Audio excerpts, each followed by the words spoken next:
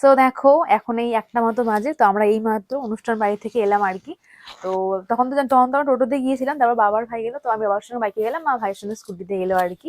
তোমার সঙ্গে ঝটপট তখন তাড়াহুড়োর মধ্যে দেখানো হয়নি, অনুষ্ঠান বাড়িতে এত ভিড় এত ক্রাউড, আর সব জায়গাতে প্রচন্ড লাইট ফাইট, মানে পরিষ্কার কিছু দেখাই যাচ্ছে না, এত ডিজে লাইট লাগানো সেই কারণে।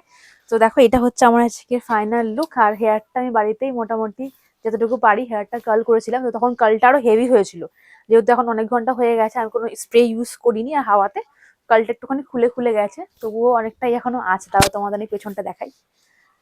তো এই দেখো এটা হচ্ছে ব্যাক সাইডটা, তখন কালগুলো আরো টাইট ছিল, এখন কালগুলো একটু খুলে খুলে গেছে। তো তোমরা কেমন লাগছে আমাকে অবশ্যই জানিও।